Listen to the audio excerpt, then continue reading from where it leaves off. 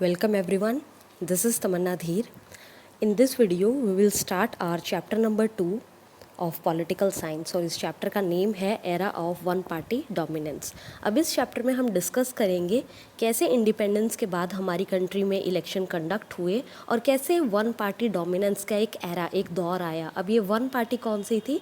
ये one party थी Congress. How Congress ruled और dominated our country for a span of 15 years. कैसे कांग्रेस ने हमें रूल और डोमिनेट किया। अब इससे पिछले चैप्टर में हमने बहुत सारे डिफ़िकल्ट सर्कमस्टांसिस के बारे में पढ़ा था कि कैसे इंडिपेंडेंस के बाद जो है हमारी कंट्री को बहुत सारे चैलेंजेस, बहुत सारे डिफ़िकल्टीज़ को फेस करना पड़ा था। अब हम बात कर रहे हैं वर्ल्ड की बाकी कंट्रीज़ की जिन्होंने कुछ ऐसे ही चैलेंजेस को फेस किया था। अब उन लीडर्स का जो व्यू पॉइंट था, उन कंट्रीज़ के लीडर्स का, उन्होंने क्या डिसाइड किया आफ्टर गेनिंग इंडिपेंडेंस। जब उन्हें कॉलोनलिज्म से इंडिपेंडेंस मिल गई तब उन्होंने ये डिसाइड किया कि उनकी जो कंट्री है वो डेमोक्रेसी को अफोर्ड नहीं कर सकती। उनका मानना ये था कि नेशनल यूनिटी जो है, उनके नेशन की जो यूनिटी है वो उनके लिए सबसे ज़रूरी है और डेमोक्रेसी जो है वो क्या करती है, वो डिफरेंसेस और कन्फ्लिक्ट्स को इंट्रोड्यूस करती है। इसीलिए बहुत सारी कंट्रीज़ जिन्हें उस टाइम पे फ्रीडम मिली थी कॉलोनलिज्म से, उन्होंने क्या एक्सपीरियंस किया, उन्होंने नॉन डेमोक्रेटिक रूल जो है एक्सपीरियंस किया, डेवलप किया। अब इस नॉन डेमोक्रेटिक रूल के बहुत सारे फॉर्म्स थे। हम यहाँ पे बात करेंगे 2 फॉर्म्स की। पहला है nominal democracy but effective control by one leader, one party rule और डायरेक्ट आर्मी रूल। अब यहाँ पे हम बात कर रहे हैं नॉन डेमोक्रेटिक रूल्स के कुछ टाइप्स की। पहला है नॉमिनल डेमोक्रेसी। वहाँ पर क्या था, डेमोक्रेसी के जो है कुछ रूल्स को इंट्रोड्यूस किया गया था, लेकिन जो मेन कंट्रोल था, जो मेन पावर थी, वो किसके हाथ में थी? In the hand of that one leader. One party rule यानी कि हमने जिसे डिक्टेटरशिप, तानाशाही के रूप में भी पढ़ा है, या फिर डायरेक्ट आर्मी रूल। अब जो नॉन डेमोक्रेटिक रिजाइम्स थी, जो कंट्रीज़ थी जो नॉन डेमोक्रेटिक थी, वहाँ पर क्या होता था, वहाँ पर जो है नॉन डेमोक्रेसी को हमेशा शुरू कैसे किया जाता था? एक प्रॉमिस के साथ। और वो प्रॉमिस क्या होता था? वहाँ के लोगों के साथ प्रॉमिस किया जाता था कि जो डेमोक्रेसी है उसको जल्द ही क्या किया जाएगा, रिस्टोर किया जाएगा, इंट्रोड्यूस किया जाएगा, इम्प्लाई किया जाएगा। लेकिन जैसे ही वो इस्टेब्लिश हो जाते थे, वो उस डेमोक्रेसी को क्या डिसलॉज नहीं कर पाते थे, इम्प्लाई नहीं करते थे। जैसे ही उनके हाथ में पावर आ जाती थी, वो अपने वर्ड्स जो उन्होंने कमिटमेंट की होती थी उसे पूरा नहीं करते थे। अब बात कर रहे हैं इंडिया की। इंडिया में जो कंडीशन थी वो बिल्कुल डिफरेंट थी। यहाँ के जो लीडर्स हैं, यहाँ के जो हमारे शासक थे, उन्होंने एक डिफ़िकल्ट पाथ जो है चूज़ करने का डिसीज़न लिया। अब जैसे कि हम सबको पता है कि हमारे जो फ्रीडम फाइटर्स थे, उन्होंने अपने आप को कुर्बान कर दिया, क्योंकि वो क्या चाहते थे कि इंडिया में आइडिया ऑफ डेमोक्रेसी को इंट्रोड्यूस किया जाए। हमारे जो लीडर्स हैं वो भी क्या चाहते थे, वो पॉलिटिक्स को एज अ प्रॉब्लम कंसीडर नहीं करते थे, यानी कि कोई नेगेटिव एस्पेक्ट नहीं था। उल्टा उनकी नज़र में पॉलिटिक्स जो है उसे as a way of solving the problems, solution जो दे सकता है, ऐसा टूल माना जाता था। हर सोसाइटी जो है उसको डिसाइड करने का एक हक दिया जाता है डेमोक्रेसी में कि उसे कैसे गवर्न किया जाएगा और कैसे रेगुलेट किया जाएगा। और इसके लिए ही उन्हें बहुत सारी जो है अल्टरनेटिव्स भी प्रोवाइड किए जाते हैं डेमोक्रेसी के अंदर। अब यहाँ पर जो था, बहुत सारे जो हैं डिफरेंट एंड कॉन्फ्लिक्टिंग एस्पिरेशंस बन रहे थे, बहुत अलग अलग व्यू पॉइंट क्रिएट हो रहे थे। अब इन डिफरेंसेस को सॉल्व करने का क्या एक इकलौता आंसर क्या था? और वो आंसर था डेमोक्रेटिक पॉलिटिक्स। कि डेमोक्रेटिक पॉलिटिक्स जो है हम अपनी कंट्री में एग्जीक्यूट करवाएंगे और लोगों को जो है पूरा उनका जो हक है, उनका जो राइट है, वो प्रोवाइड करवाया जाएगा। हम यहाँ पे बात कर रहे हैं कंपटीशन और पावर की, जो कि पॉलिटिक्स के स्ट्रॉन्ग टूल्स हैं। लेकिन सिर्फ कंपटीशन और पावर ही ऐसी 2 चीज़ें नहीं हैं जो पॉलिटिक्स को कॉन्स्टिट्यूट करती हैं, बल्कि पॉलिटिकल एक्टिविटी जो है उसमें मेन कंसिडरेशन होता है पब्लिक इंटरेस्ट का, कि लोग जो हैं वो क्या चाहते हैं और उनका वेलफेयर जो है कैसे किया जा सकता है। सो ये डिसीज़न था जो हमारे लीडर्स ने एक रिस्क लिया चूज़ करने का कि नहीं, हमारी कंट्री में डेमोक्रेसी ही अप्लाई होगी। आपने जैसे कि पिछले साल अपनी बुक्स में पढ़ा है कि कॉन्स्टिट्यूशन जो है वो रेडी हो चुका था और साइन हुआ था 26 नवंबर 1949 में, और वो इम्प्लाई कब हुआ? It came into effect on 26 जनवरी 1950। अब उस टाइम पे कंट्री जो है एक interim government, by the time जो गवर्नमेंट थी वहाँ पर वो रन कर रही थी कंट्री को, और अब जो है बहुत ज़्यादा नेसेसरी हो गया था कि पहली डेमोक्रेटिकली इलेक्टेड गवर्नमेंट को जो है कंट्री में क्या किया जाए, इंस्टॉल किया जाए। और अभी बहुत ज़्यादा ज़रूरत थी एक ऐसी गवर्नमेंट को इम्प्लाई करने की, स्टार्ट करने की, जो कि क्या हो, डेमोक्रेटिकली इलेक्टेड हो। यानी कि वो टाइम आ चुका था जब एक डेमोक्रेटिकली इलेक्टेड गवर्नमेंट को सारी पावर्स जो हैं दी जाए, जो कि जनता के द्वारा चूज़ की गई हो। कॉन्स्टिट्यूशन जो है उसमें सभी तरह के रूल्स जो हैं लिखे जा चुके थे, जो भी हमारे इलेक्शन रिलेटेड रूल्स है। अब ज़रूरत थी एक मशीन को क्रिएट करके उसे प्रॉपर प्लेस पे सेटअप करने की। इनिशियली शुरुआत में ये प्रोसेस जो है ऐसा लगा कि बहुत शॉर्ट टर्म रहेगा, और इसके लिए इलेक्शन कमीशन, जिस मशीन की हम बात कर रहे थे वो था इलेक्शन कमीशन, और इसे जो है सेटअप किया गया, इसे फॉर्म किया गया इन जनवरी 1950। इम्पॉर्टेंट पॉइंट है, ध्यान रखिएगा। सुकुमार सेन जो थे वो पहले चीफ इलेक्शन कमिश्नर थे इस इलेक्शन कमीशन के, यानी कि election commission of India was setup in January 1950 and Sukumar Sen became the first chief election commissioner of that election commission. ये हमारे दो इम्पॉर्टेंट पॉइंट है। अब कंट्री के जो पहले जनरल इलेक्शन थे वो एक्सपेक्टेड थे कब होने को, 1950 में, लेकिन ऐसा नहीं हुआ। इलेक्शन कमीशन जो है अब उसे क्या हुआ, उसे कुछ रिक्वायरमेंट्स जो हैं लगी, उसे ऐसा लगा कि नहीं, इंडिया में इलेक्शन कंडक्ट करने से पहले, डेमोक्रेसी फॉर्म करने से पहले जो है कुछ रिक्वायरमेंट्स को पूरा करना ज़्यादा ज़रूरी है, क्योंकि ये जो इलेक्शन कमीशन का काम था ये इतना ज़्यादा ईजी नहीं था।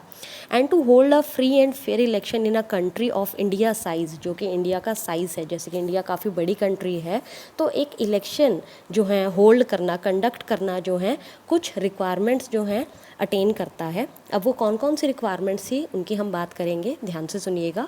अब हमारी पहली रिक्वायरमेंट थी drawing the boundaries of the electoral constituency. तो हम यहाँ पे बात कर रहे हैं कि इलेक्शन कमीशन ने जो रिक्वायरमेंट रखी वो ये थी कि एक बाउंड्रीज जो हैं वो ड्रॉ की जाए इलेक्टोरल कॉन्स्टिट्यूएंसीज़ के रिगार्डिंग, यानी कि जो क्षेत्रों की जो बाउंड्री है वो की जाए, वो फिक्स की जाए। इसके साथ साथ एक रिक्वायरमेंट थी preparing the electoral rolls. Electoral rolls जो हैं उसका मतलब होता है वोटर्स की लिस्ट। तो हम यहाँ पे कह सकते हैं preparation of a voters list, electoral rolls और the list of all the citizens eligible to vote. यहाँ पे आप पढ़ भी सकते हैं, और the list of the all the citizen eligible to vote. ये दोनों चीज़ें जो है बहुत ज़्यादा रिक्वायर्ड थी उस टाइम पे इलेक्शन कंडक्ट करने के लिए। और जो पहला जो ड्राफ्ट था इलेक्टोरल रोल का वो पब्लिश किया गया। अब उस पहले रोल में जो प्रॉब्लम आई वो क्या थी, उसमें यह दिक्कत आई कि ऐसा माना गया, ऐसा डिस्कवर किया गया, फाइंड आउट किया गया कि पहले रोल में लगभग 40 लाख जो हैं वुमेंस के नेम जो है रिकॉर्ड ही नहीं हुए थे।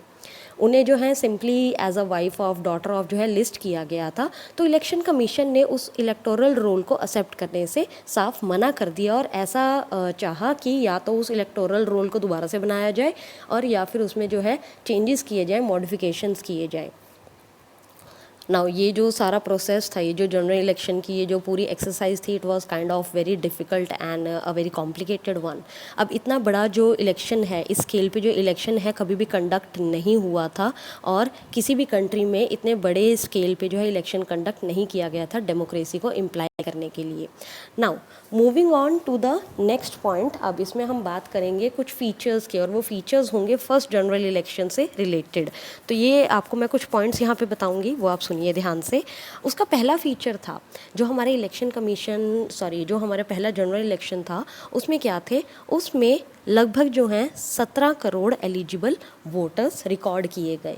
17 करोड़ एलिजिबल वोटर्स जो हैं रिकॉर्ड किए गए, जिन्होंने क्या करना था, जिन्होंने लगभग 3200 MLAs और 489 मेंबर्स ऑफ लोकसभा को चूज़ करना था। MLAs जो हैं वो हम बात कर रहे हैं विधानसभा की, और यहाँ पे 489 मेंबर्स जो हैं वो हैं लोकसभा के। ये हैं हमारे पहले दो पॉइंट, 17 करोड़ एलिजिबल वोटर्स, और उन्होंने चूज़ करने थे लगभग 3200 MLAs and 489 members of Lok Sabha. Moving on to the third point, only 15% of these eligible voters were literate, यानी कि लगभग 2.5 करोड़, 17 करोड़ में से सिर्फ 2.5 करोड़ ही ऐसे लोग थे जो कि पढ़े लिखे थे, लिटरेट थे। बाकी जो सारे थे वो क्या थे, वो इलिटरेट थे।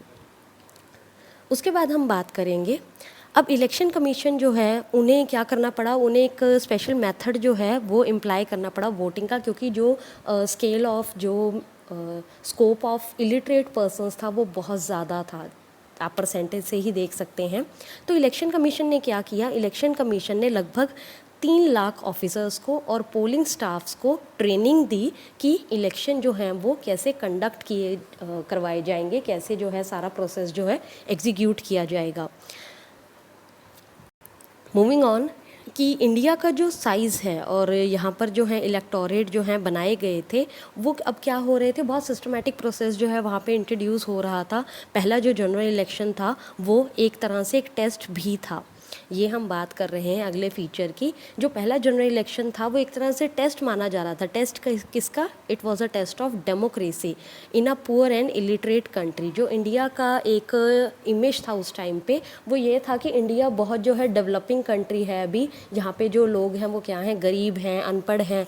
तो ऐसी देश में डेमोक्रेसी को इंट्रोड्यूस करना, वो भी एक इलेक्शन के थ्रू, पॉलिटिक्स के थ्रू, वो क्या रहेगा, वो डेमोक्रेसी का टेस्ट होगा।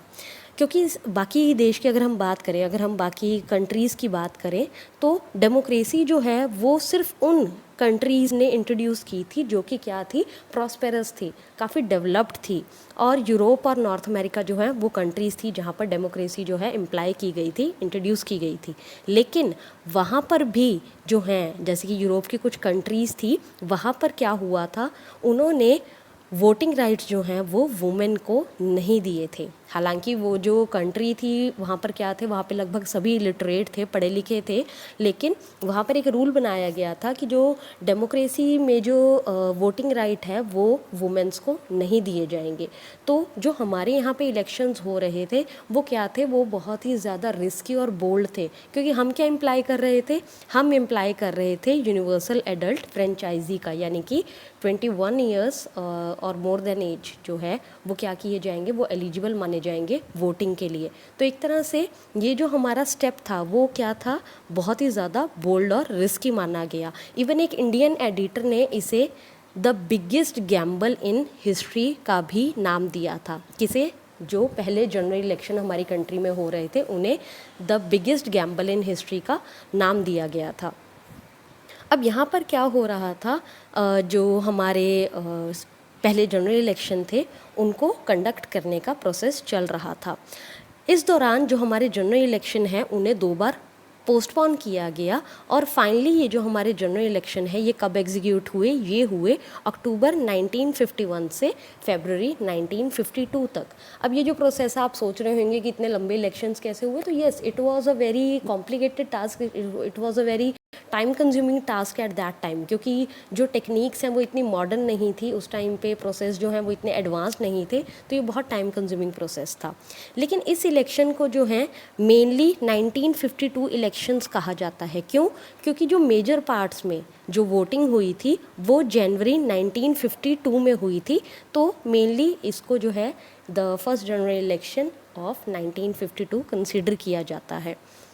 लगभग जो है 6 महीने लगे सारा प्रोसेस, कैंपेनिंग, पोलिंग, काउंटिंग का कंप्लीट होने में। पूरा ये जो इलेक्शन कमीशन का ये जो प्रोसेस है, इलेक्शंस का जो प्रोसेस है, ये कंप्लीट होने में पूरे 6 महीने लगे। अब ये जो इलेक्शन, हमारे जो पहले जनरल इलेक्शंस थे, ये जो है इन्होंने एक लैंडमार्क, इन्होंने क्या कर दिया था, इन्होंने एक पहचान बनाई थी हिस्ट्री में, एक लैंडमार्क बन गया था। क्यों? किस लिए? क्या ऐसे पॉइंट्स थे जिनकी वजह से इंडिया के फर्स्ट जनरल इलेक्शन जो हैं वो लैंडमार्क बने थे? तो ये क्वेश्चन जो है हम यहाँ पे डिस्कस करेंगे। जो इलेक्शंस थे वो क्या थे? दैट वर कॉम्पिटिटिव, यानी कि जो कंपटीशन था, ऐसा नहीं था कि सिर्फ एक आधी पार्टी जो है वो पार्ट ले रही है, वहाँ पर जो हैं बहुत सारी पार्टीज़ ने पार्टिसिपेट किया था। Hence the elections were very competitive. There were on an average more than 4 candidates for each seat. हर सीट के लिए जो हैं लगभग 4 कैंडिडेट्स जो हैं वो क्या कर रहे थे, वो इस कंपटीशन का हिस्सा बने थे। सेकंड पॉइंट जो है यहाँ पे हम बात करेंगे, जो लेवल ऑफ पार्टिसिपेशन था, किनका? जो सिटीजन्स का पार्टिसिपेशन लेवल था वो बहुत ही ज़्यादा एनकरेजिंग था, वो बहुत ही ज़्यादा अच्छा था। यानी कि more than half the eligible voters, जितने भी एलिजिबल वोटर्स थे, कितने थे? it was 17 crore. More than half the eligible voters turned out to the vote on the day of elections. वो जो है इलेक्शन वाले दिन अपना वोट कास्ट करने के लिए पहुँचे और उन्होंने अपना पार्टिसिपेशन जो है दिया in the very first general elections. Moving on to the third point, जब ये सारे इलेक्शंस कंडक्ट हुए उसके बाद जब रिज़ल्ट आउट हुए उन रिज़ल्ट्स को जो है बहुत ही आराम से एक्सेप्ट किया गया as a fair election even by the losers. जो पार्टीज़ हारी थी, जो लोग हारे थे, उन्होंने भी बहुत ही ज़्यादा इसे नेगेटिव या कन्फ्लिक्टिंग ना लेते हुए बहुत ही ईजिली इसे as a fair election accept किया. यानी कि इंडिया ने क्या किया था, इंडिया ने जो क्रिटिक्स थे यानी कि जो इंडिया को एक नेगेटिव एस्पेक्ट से देख रहे थे उनको रॉन्ग प्रूव कर दिया था. तो ये जो है इंडिया की हिस्ट्री में एक लैंडमार्क बना. यानी कि इंडिया में जो द टाइम्स ऑफ इंडिया जो है उन्होंने, आप यहाँ पे पढ़ भी सकते हैं, क्या किया था. The polls have confounded all those skeptics who thought the introduction of adult franchisee too risky an experiment in this country. यहाँ पे जो भी लोग ऐसी सोच लेके बैठे थे कि इंडिया जैसी कंट्री में डेमोक्रेसी को इंट्रोड्यूस करना, यूनिवर्सल एडल्ट फ्रेंचाइजी को अडॉप्ट करना, इम्प्लाई करना जो है बहुत रिस्की रहेगा, गलत रहेगा, उनको इंडिया के फर्स्ट जनरल इलेक्शन की सक्सेस ने चुप करवा दिया था. एट दैट टाइम हमारे जो इलेक्शंस कंडक्ट हुए थे उन्होंने क्या किया था, उन्होंने अपने आप में एक लैंडमार्क क्रिएट कर लिया था पूरे वर्ल्ड में. यहाँ पे भी आप पढ़ सकते हैं, observers outside India were equally impressed. India's general election of 1952 became a landmark in the history of democracy all over the world. यानी कि अब किसी भी तरह के कोई ऐसे क्रिटिक्स नहीं थे कि जो हमारी कंट्री है जैसे वो पुअर थी, यहाँ पे इलिटरेट लोग थे, तो ऐसी कंट्री में जो है डेमोक्रेसी को इंट्रोड्यूस नहीं किया जा सकता, ऐसी कंट्री में जो है यूनिवर्सल एडल्ट फ्रेंचाइजी को अडॉप्ट करना, इम्प्लाई करना गलत होगा. सेकेंड पॉइंट इज़ कि जैसे इंडिया जो है उसे क्या था, वो बहुत ही ज़्यादा डाइवर्सिफाइड कंट्री थी, तो बाकी कंट्रीज़ जो ये सोच बना रही थी कि नहीं डेमोक्रेसी जो है वो क्या करेगी, वो डिफरेंसेस और कन्फ्लिक्ट्स को अराइज करेगी, तो उन सब बातों को जो है इंडिया के फर्स्ट जनरल इलेक्शंस ने रॉन्ग प्रूव कर दिया था. यानी कि अब ये प्रूव हो चुका था कि जो डेमोक्रेसी है उसको कहीं भी प्रैक्टिस किया जा सकता है और उसके लिए कोई भी ऐसी रिस्ट्रिक्शंस नहीं है. कैसी भी कंट्री हो, कैसे भी लोग हो, literate, illiterate, poor, rich, developed, undeveloped, उन्हें कहीं भी जो है डेमोक्रेसी का बेनिफिट दिया जा सकता है. So this was all for today. Hopefully आपको ये कंसेप्ट जो है क्लियर हुआ होगा. Thank you.